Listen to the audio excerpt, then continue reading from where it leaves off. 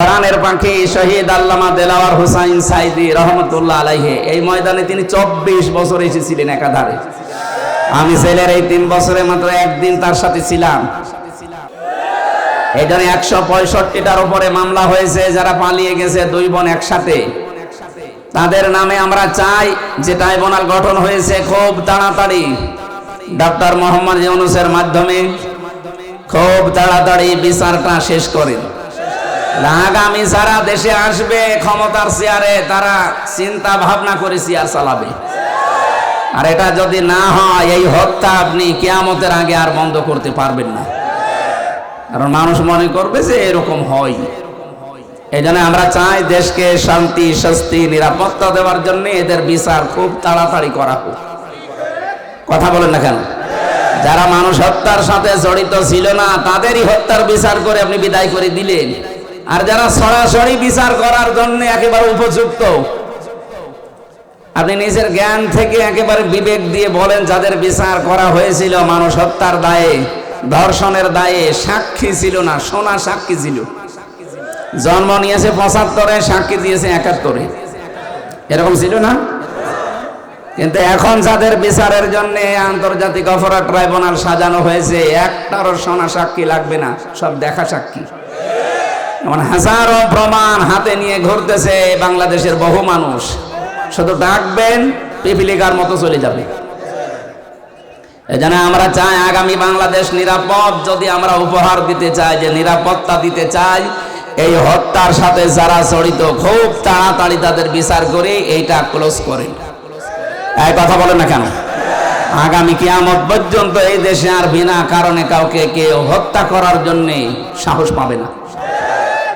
আমার প্রথম শব্দ ছিল, এ কোরআনে কারিমের মাহফিলে যারা আমরা এসেছি, আজকে কষ্ট স্বীকার করে যারা বসে আছি, অবশ্যই কিছু নিয়ে আজকে যাব। তেলাওয়াতকৃত আয়াতে অনেক তথ্য আছে, আমরা চিন্তা ভাবনা করে তাফসীর আকারে কথা বলবো ইনশাআল্লাহ। সুতরাং যে মানুষগুলো এগুলোর সাথে জড়িত ছিলেন, আপনারা যদি তাওবা করতে চান, হত্যার যে শাস্তি আছে, এই শাস্তি আপনাকে পাওয়া লাগবে। কি অনেকে এখন দেখছে বিভিন্ন দেশে বিভিন্ন জায়গায় যে তাওবা করছে, বলছে আস্তাগফিরুল্লাহ, ভুল হয়ে গেছে, আমাদের আবার ফিরিয়ে নিয়ে আসেন, আমরা এবার একেবারে ভালো হয়ে যাব।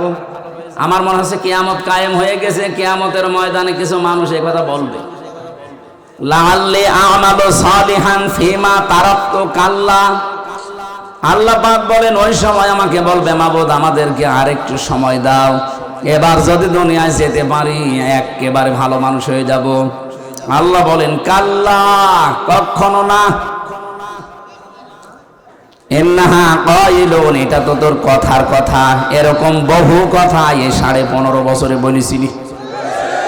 এখন যারা বলছেন আমাদেরকে ফিরিয়ে নিয়ে আসেন, আমরা ভালো হয়ে যাব, এই কথা যে আপনারা বলবেন, এটা 1500 বছর আগে কোরআন জানিয়েছে। সুতরাং আপনার মুখের কথার কোনো বিশ্বাস নেই। আমরা চাই যে যে অপরাধের সাথে জড়িত তার শাস্তি হয়ে সে পবিত্র হোক। সুতরাং আস্তাগফিরুল্লাহ হবে না, অপরাধ যার কাছে ক্ষমা চাবেন তার কাছে। আর এর নিয়ম হচ্ছে, যার যে অপরাধ করে ক্ষতি করেছেন, ওই ক্ষতিপূরণ তাকে দেবেন, তার কাছে একেবারে বিনম্র হয়ে মাপ চাবেন। সে যদি মন থেকে ক্ষমা করে দেয়, আপনি এদেশের বৈধ নাগরিক। নয়তো আপনাকে বৈধতা দেওয়ার বুদ্ধি আমাদের কাছে নেই। সাহাবী একজন এসেছে, মহিলা, ডাক দিয়ে বলে, হে রাসূল, আমি জিনা করেছি, আপনি আমাকে মুক্ত করেন। নবীজি বলেন, এই কথা কাউকে বলবা না, যাও। ও আবার সামনে এসে বলে, হে রাসূল, আমি জিনা করেছি। নবীজি বললেন, এই কথা কাউকে বলবা না, যাও। ও আবার সামনে এসে বলে, হে রাসূল, আমি জিনা করেছি, আপনি আমারে মুক্ত করেন, এই পাপ থেকে আমি মুক্তি পেতে চাই, কারণ আমি কোরআনের আয়াত জানি, ওয়াল্লাযীনা লা ইয়াদউনা মা'আল্লাহি ইলাহান আখারা, ইলা আখিরি আয়াত। সূরা ফুরকানের 68 নম্বর আয়াতের প্রথম অংশে আছে, পৃথিবীতে যারা 3টা অপরাধ করবে, এদের শাস্তি আল্লাহ ডবল করে দিবে। 1 নম্বরে আল্লাহকে যারা ডাকে, পাশাপাশি অন্য কাউকে যারা ডাকে। এই কোন দিকে তাকাচ্ছেন? এদিকে তাকিয়ে থাকেন, আমি কিন্তু একটু পরে জিজ্ঞাসা করবো আপনাকে। যে তিনটা পাপের শাস্তি আল্লাহ ডবল বললেন, ইদাফ লাহুল আযাব ইয়াউমাল কিয়ামা, কিয়ামতে আল্লাহ ডবল করে শাস্তি দেবেন। তার প্রথম পাপ আল্লাহকে ডাকে মা আল্লাহি ইলাহান আখার, অন্য কাউকে তার সাথে জুড়ে দেয়। আর এটা বাংলাদেশে বেশি, যদিও রাজশাহী, খুলনা এ সমস্ত বিভাগগুলোতে এখনো অত জোরার অভাবে শুরু হয়নি, এগুলো চট্টগ্রাম, সিলেট বিভাগে চলছে। ওরা দেখবেন আল্লাহকে ডাকে কিছুক্ষণ, এরপরে আলী বাবা, শাহ আলী বাবা, কেল্লা বাবা, ফতে বাবা। কোথায় পেয়েছেন আপনি? কিসের ফতে বাবা? রাসূলুল্লাহর নামেও জিকির করা জায়েজ নেই, নবীজির নামে শুধু দরুদ পড়া জায়েজ আছে, জিকির করা জায়েজ আছে কার নামে? আরো জোরে বলেন, ওয়ালিল্লাহিল আসমাউল হুসনা ফাদউহু বিহা ওয়াযারুল্লাযীনা ইলহিদুনা ফি আসমাই। সূরা আরাফের 180 নম্বর আয়াতের প্রথম অংশে আছে, আমার অনেক নাম আছে সুন্দর সুন্দর, যে নামে পারো ডাকো, কিন্তু সাবধান আমার নামকে ইলহাদ করবা না, পরিবর্তন করে দিবা না, আমার নামকে উলট পালট করে ডাকবা না। এই ঘোষণা কার? এটা রেকর্ড হচ্ছে, সারা দেশে কালকে যাবে। আমি সবাইকে সামনে নিয়ে বলছি, আজকে থেকে আল্লাহর সাথে অন্য কাউকে আপনি আর ডাকবেন না, সে যেই হোক। এতে যত বড় সুন্নি হোক, আপনাকে যদি বুঝ দেয় যে না এ বাবার মাধ্যমে ইসলাম পেয়েছি, এই জন্য টাকা লাগবে, কিসের বাবা?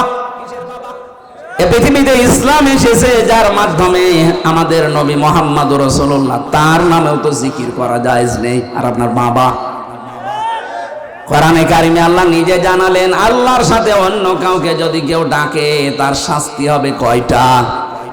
আরো জোরে।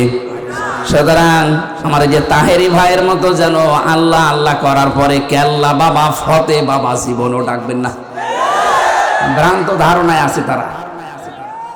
এখন যদি বলেন ওনারা আয়াত পড়েনি, আয়াত তো আমিও পড়েছি। উনি এইভাবে যদি বুঝতেন যে মাআল্লাহি ইলাহান আখারা, আল্লাহর সাথে অন্য কাউকে যারা ডাকবে তাদের শাস্তি হবে ডবল। যদি বানিয়ে বলি, যারা আলেম আছে বলেন তো। দ্বিতীয় নম্বর তো এতক্ষণ বললাম যে মানুষ হত্যা করলে তার শাস্তি ডবল হয়। 3 নম্বরে ওয়ালা ইয়াজনুন, জিনা করা যাবে না। জিনা আছে না নেই দেশে? এখন এই যে যারা ধরা পড়ছে, এগুলোর প্রকাশ্য ভিডিও, অডিও, জিনা সব প্রকাশ পেয়ে যাচ্ছে। আপনি চিন্তা করেন, 80 বছর 85 বছর বয়স, তার হাতের জেনা, মুখের জেনা, বাকিটা নাই বললাম। কোথায় নেমেছে তার চরিত্র বলেন তো? জেনা থেকে বাঁচার জন্য একটা ঔষধ বলছি, যেহেতু সবার জীবনে যৌবন আছে, আসতে পারে এরকম, আল্লাহ পাক নিজেই 2টা ঔষধ দিয়েছেন, আজকে থেকে আপনি প্রয়োগ করবেন। সূরা নূর 30 নম্বর আয়াত, কুল্লিল মুমিনিনা ইয়াগুদ্দু মিন আবসারিহিম ওয়া ইয়াহফাযু ফুরুজাহুম যালিকা আযকা লাহুম ইন্নাল্লাহা খাবীরুম বিমা ইয়াসনাউন। আমি যুবক মানুষ, আমি সহ যত মানুষ এখানে আছি, এই শাস্তি কিন্তু ডবল হবে যদি জেনা আপনার জীবনে থাকে। 1 নম্বরে, হে নবী আপনি মুমিন না পুরুষদেরকে বলেন তারা যেন চক্ষুনি নিম্নগামী করে রাখে পরনারী থেকে। তাহলে আজকে থেকে ওষুধটা অ্যাপ্লাই করবেন, পরনারী দেখলেই চোখ নিম্নগামী হয়ে যাবে, সে যত সুন্দরী হোক আর কালো হোক। কথা বলেন না কেন? 2 নাম্বার, ওয়াহফাযু ফুরুজাহুম, তাদের লজ্জা স্থানকে তারা যেন হেফাজত করে। এই 2টা কাজ যদি আপনি করতে পারেন, যালিকা আযকা লাহুম, এইটাই সবচাইতে পবিত্র পন্থা। আপনাকে বাকিটা আল্লাহ করবে। আমি সহ যারা আছি আজকে থেকে পরনারী, সে মোবাইলে দেখেন, কম্পিউটারে দেখেন, আর চোখের সামনে দেখেন, যেখানেই দেখবেন চোখ নিম্নগামী হবে না, আরো খুলে রাখবেন। বলেন সুতরাং এই মুহূর্তে যাদের মোবাইলে এরকম কিছু আছে যেটা দেখলে আনন্দ লাগে, অন্য কেউ দেখলে লজ্জা লাগে, এই মুহূর্তে ডিলিট করা লাগবে। এরকম কোন মহিলার ছবি, ড্যান্স, অর্ধ উলঙ্গ উলঙ্গ যে সিনেমাগুলো যা আছে, যার কাছে যা আছে এই মুহূর্তে ডিলিট করেন। করেন করেন, তাড়াতাড়ি করেন, 30 সেকেন্ড সময় দিলাম। নেন। না না, ওয়াজ কিসের? ওয়াজ শুনতে এসেছে, এক্ষণে আমল করা শুরু করলাম। অন্তত এখন যদি লজ্জায় কেউ নাও করেন, বাড়ি যাওয়ার সময়, বাড়ি যাওয়ার আগে সব ডিলিট করে বাড়ি যাবেন। কারা কারা হাত তোলেন তো? এই দেখেন উল্টা পাল্টা লোক এখানে আছে, আমি জানি।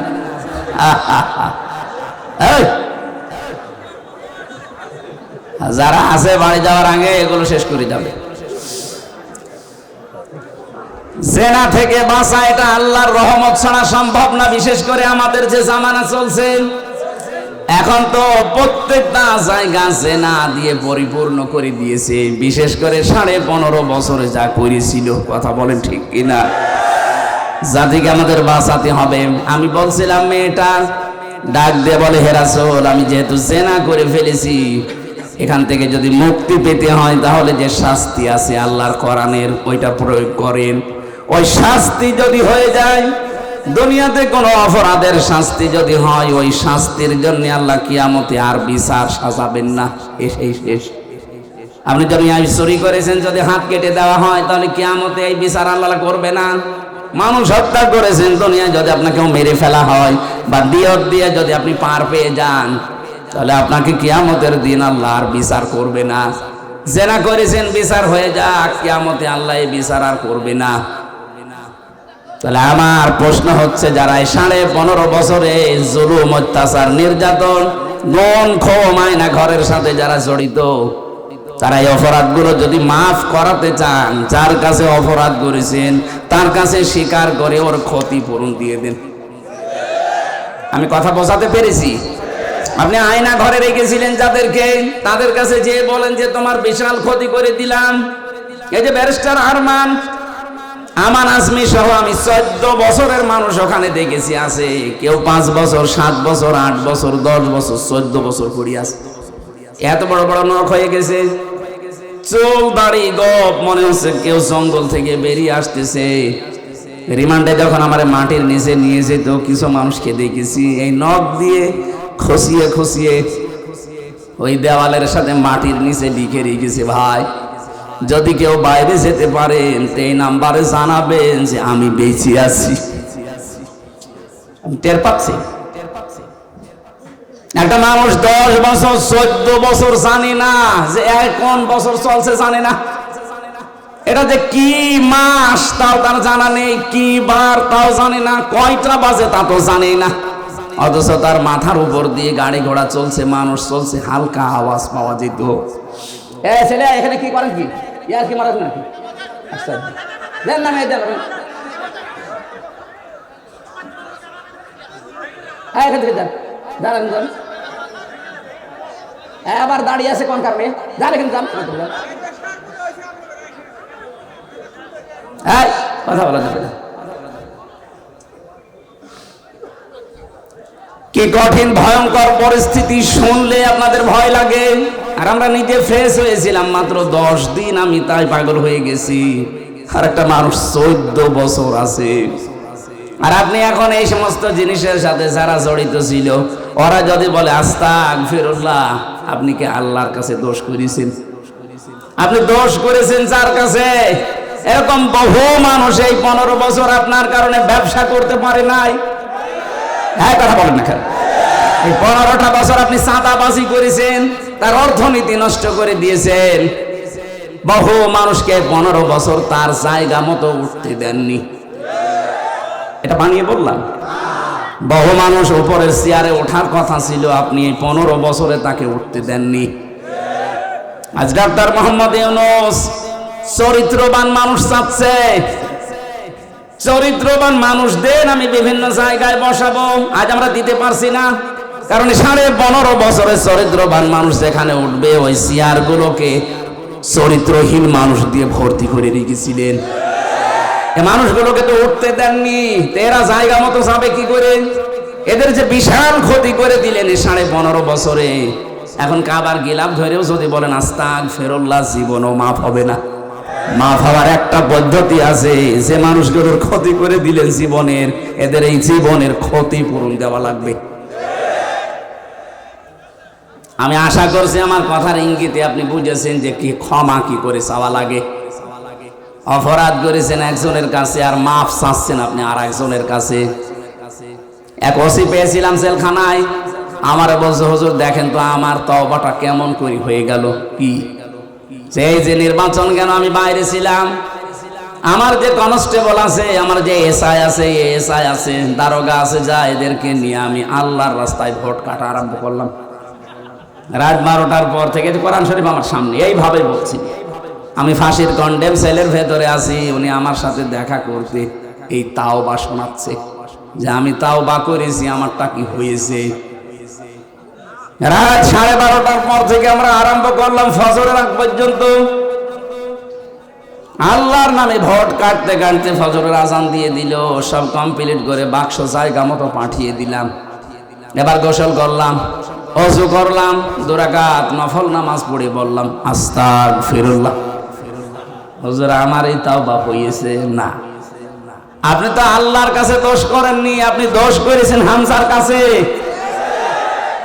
এ মানুষটাকে এমপি বানাতে 3.5 লাখ থেকে 4 লাখ হামজার রায় লাগে, এই কথা বলছেন এখানে। আর আপনি একা একা সব রায় দিয়ে দিলেন। আপনি যার জন্য দিয়েছিলেন সে তো পালিয়েছে, কিন্তু আপনার কি হবে? সবচেয়ে ভয়ঙ্কর কথা হচ্ছে আপনার এই 15.5 বছরের ভেতরে যারা ভোট দিতে পারে না এমন অনেক মানুষ মারা গেছে, তাদের কাছে আপনি মাপ চাবেন কি করে? এটা সবচেয়ে ভয়ঙ্কর কথা। বেশি আছে যারা বাড়িতে বাড়িতে গিয়ে বললেন যে আপনার ভোট আমি দিয়েছিলাম, আপনি কিছু মনে করেন না, অন্তত একটা ভোট দিতে পারেননি, 10,000 করে টাকা দেবো, তাও তো সে মাফ করে দিতে পারে। কিন্তু যারা মরিয়ে গেল কব্বরে আছে, তাদের কাছে আপনি মাফ চাবেন কি করে বলেন? এটা বিশাল ক্ষতি করে ফেললেন, এই ক্ষতিপূরণ আপনি কিভাবে তুলবেন বলেন তো? এরকম ক্ষতি দেশে অনেকের হয়নি। মাফ নাই চাওয়া যায় জীবিত মানুষের কাছে, মরিয়ে গেছে মাফ চাবেন কি করে? কি করলেন বলেন আপনি? এখন নিজের কি ক্ষতি করলেন? এরকম ক্ষতি যেন সামনে কেউ আর না করেন। অনেকে এরকম ক্ষতি করার জন্য মশানে বসে আছে যে দাঁড়ান, থালা হাতে আগে পায়। এই জন্যই তো বিচার ব্যবস্থায় যারা আছে শক্ত হওয়ার জন্য আহ্বান জানাচ্ছি। এমন বিচার করবে আন্তর্জাতিক অপরাধ ট্রাইব্যুনালে, কিয়ামতের আগে যেন কেউ আটকে ওঠে মানুষ, তাছাড়া এটা বন্ধ হবে না। কথা বুঝতেছেন? আমার কথার সারাংশ এই মেয়েটা যেমন অপরাধ করার পরে, অনুশোচনা করার পরে বিচার নিজে নিয়ে এরপরে মারা গেছে, তার তওবা কবুল হয়েছে। আমরা চাই 15.5 বছরে যে অপরাধ করেছে, আপনি তো জানেন কি করেছেন। আপনার কলমের খোঁচায় কত মানুষের উপরে চেয়ারে উঠতে পারে না, আরো নিচে নেমে গেছে, তার কি ক্ষতি করে দিলেন বলেন? অথচ আপনি জানতেন যে সব যোগ্যতা আছে। বিশ্ববিদ্যালয়ে যারা ফার্স্ট ক্লাস ফার্স্ট হয় তাদেরকে শিক্ষক হিসাবে রেখে দেয়, শুধু আপনার কলমের কারণে হয়নি। এই যে বিশাল ক্ষতি চেয়ারে, এগুলো সব জালেম। বিশেষ করে 1628টা চেয়ারে যারা ছিল, এগুলো প্রত্যেকটা জালেম। আর কিয়ামতে এদের বিরুদ্ধে মামলা দেবে আল্লাহ নিজে, কারণ জালেমের বিরুদ্ধে মামলা হামজার না। আমিরে জামাত বলছে আমরা সত্যিকারের অপরাধীদের শাস্তি চাই, উনি সাধারণ ক্ষমা ঘোষণা করেছে, করুক।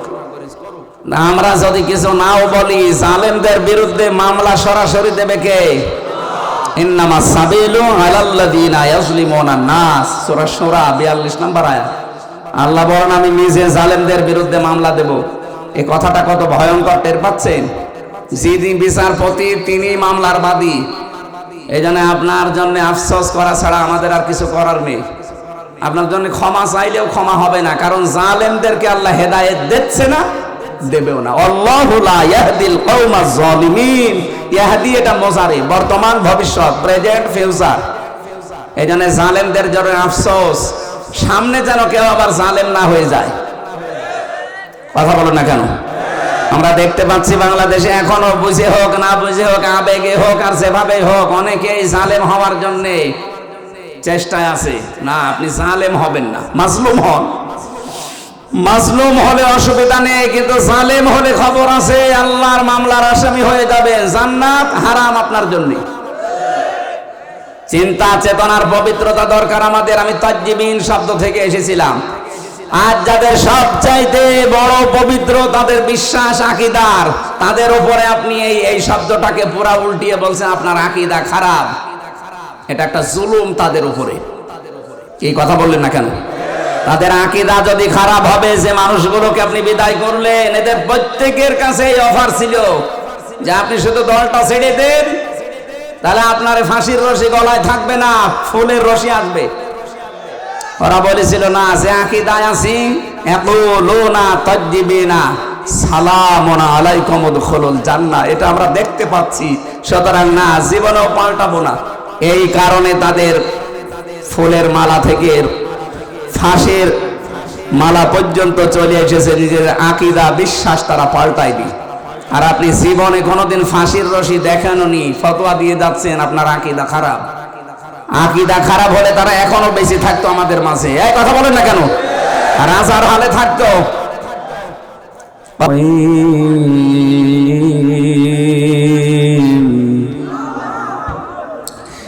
ইয়া আইয়ুহাল্লাযীনা আমানু রুকউ ওয়াসজুদু ওয়া'বুদু রাব্বাকুম وَافْعَلُوا الْخَيْرَ لَعَلَّكُمْ تُفْلِحُونَ صدقت يا ربنا اللهم صل على سيدنا مولانا محمد وعلى آل سيدنا مولانا আলহামদুলিল্লাহ। কথা বলবেন না।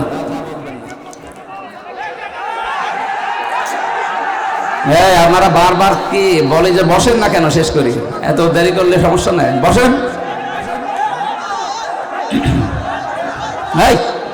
আপনারা আওয়াজ দেবেন, আমার নিয়ে আসেন কেন? বসেন, আপনারা বসেন।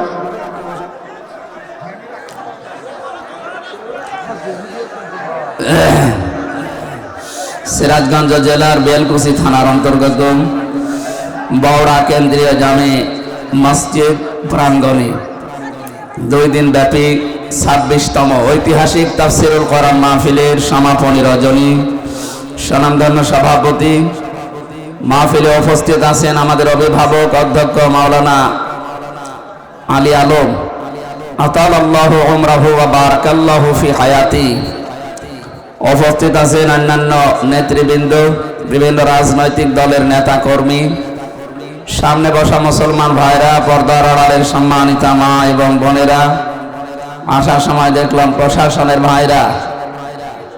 এতক্ষণ যারা আলোচনা রাখলেন ইসলামিক চিন্তাবিদ জনাব মাওলানা কারি আব্দুল কুদ্দুস, আলোচনা রেখেছেন মাওলানা হুসাইন আহমেদ, সম্মানিত পরিচালক হাফেজ মাওলানা আব্বাস আলী, অন্যান্য নেতৃবৃন্দ, আল্লাহর দরবারে শুকরিয়া জানাচ্ছি যিনি আমাদেরকে এখনো পর্যন্ত সুস্থ রেখেছেন বিভিন্ন দিক থেকে। সবচাইতে বড় সুস্থতা মানুষের জন্য দরকার তার ঈমানের সুস্থতা। এই সুস্থতা নিয়ে কোনো মানুষ যখন মরণের বিছানায় পড়বে, ফেরেশতারা তখন আসবে, দেখবে আপনি তাজ্জিব কিনা। কোরআনে কারিমে আমি পড়েছি সূরা নাহলের 32 নম্বর আয়াত।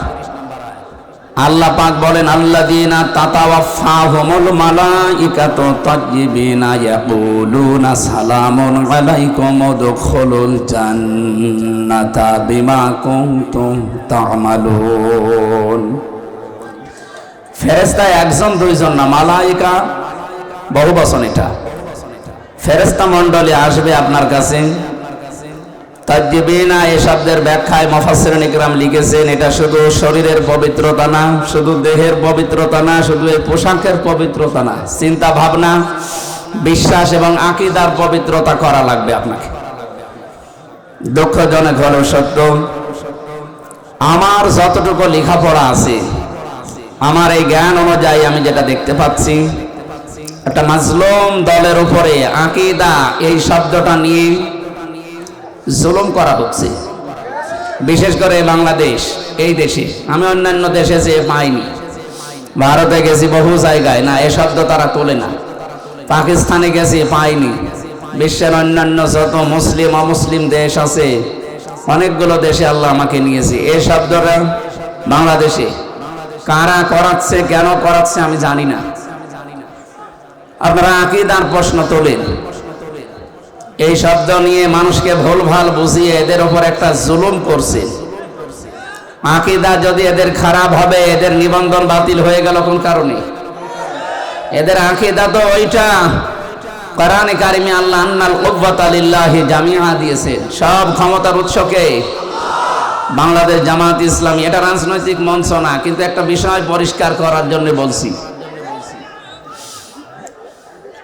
এই দলীয় গঠনতন্ত্রে এদের এই কথাটা লেখা ছিল যে ক্ষমতার উৎস জনগণ নয়, ক্ষমতার উৎসকে। এ কারণে জালেমরা তাদের নিবন্ধন বাতিল করে দিয়েছিল বিভিন্ন ক্রস দেখিয়ে। এটা যেহেতু জামাত ইসলামীর কথা না, এই কথাটা কার বলেন তো? বহু জায়গায় আল্লাহ ডাইরেক্ট ইনডাইরেক্ট দিয়েছেন, কুলিল্লাহুম্মা মালিকাল মুলক, ক্ষমতার উৎসকে।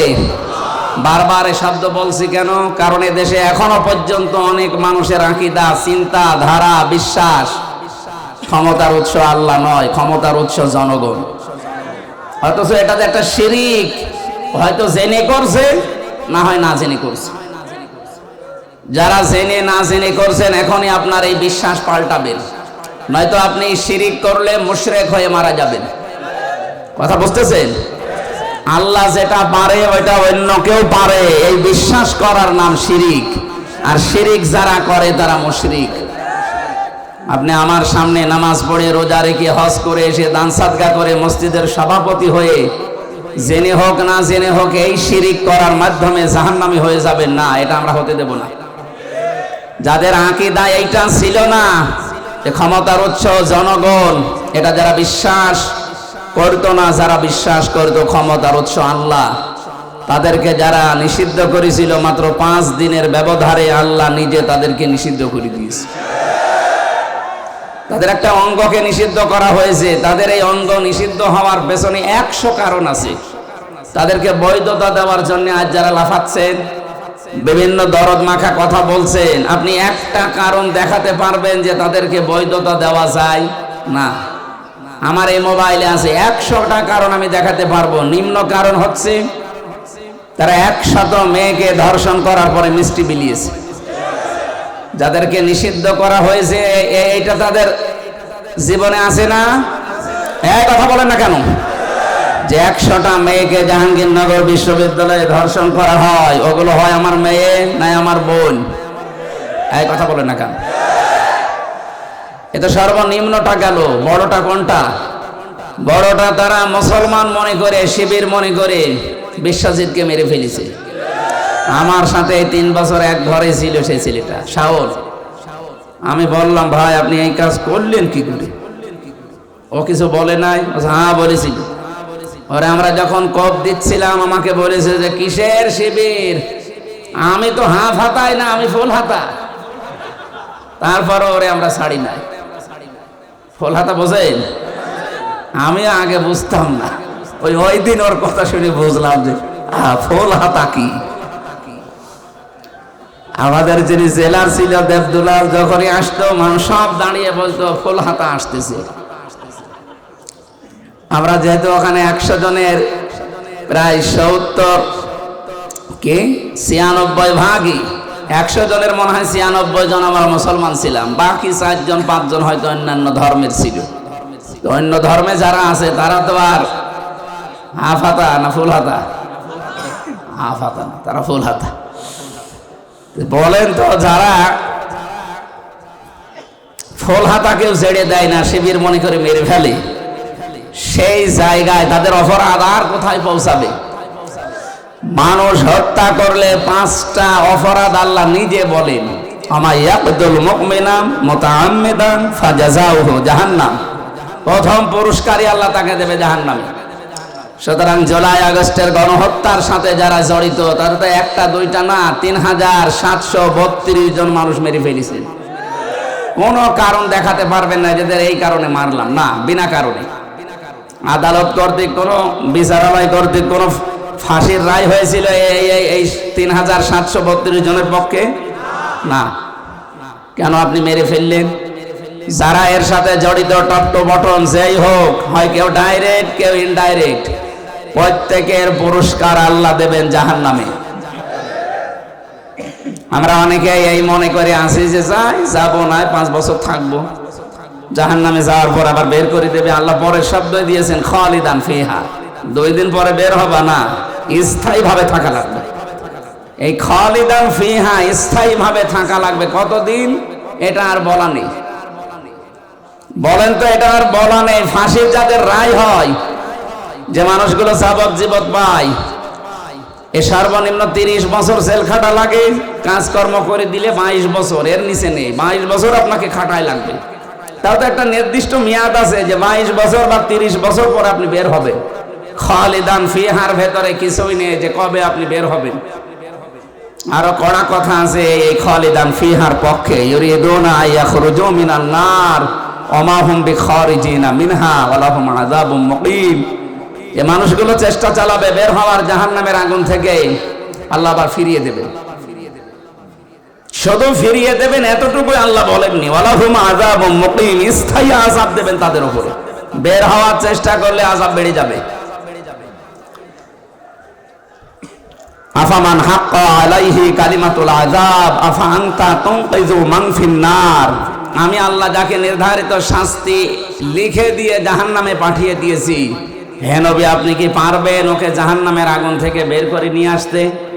তার মানে এরকম অপরাধে যারা অপরাধী, বিশেষ করে 3টা, তার ভেতরে মানুষ হত্যা একটা, আরো 2টা আমি বাকি পরে বলবো।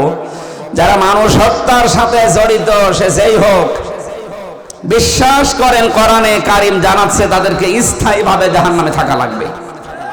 কোন বাবা, কোন পীর সাহেব আপনাকে বাঁচাতে পারবে না। আল্লাহ এতটুকু যদি শেষ করে দিতেন, তাও তো আমরা আয়াতটা অন্তত এ পর্যন্ত বলি শেষ করতাম। এর পরের শব্দগুলো আরো কঠিন। আল্লাহ পাক বলেন ওয়ালা আনাহু, আমি নিজে তাকে লানত দেব। আগাদিবাল্লাহু আলাইহি, আমি নিজে আল্লাহ তার উপরে রেগে থাকবো। ওয়া'আদ্দা লাহু আযাবাম মুহিনা, আযাবান আযীমা, যন্ত্রণাদায়ক শাস্তি আমি আল্লাহ তার জন্য রেডি করে রাখলাম। জোরে বলেন নাউযুবিল্লাহ। আমার আফসোস হয় তাদের জন্য যারা ইচ্ছাই হোক অনিচ্ছাই হোক এই মানুষ হত্যার সাথে যারা জড়িত ছিলেন। পৃথিবীর বিষয়টা বলছি এই কারণে, এখন এদের যদি বিচার করা না হয়, আগামীতে যারা চেয়ারে বসবে এরা আরো বেপরোয়া হবে।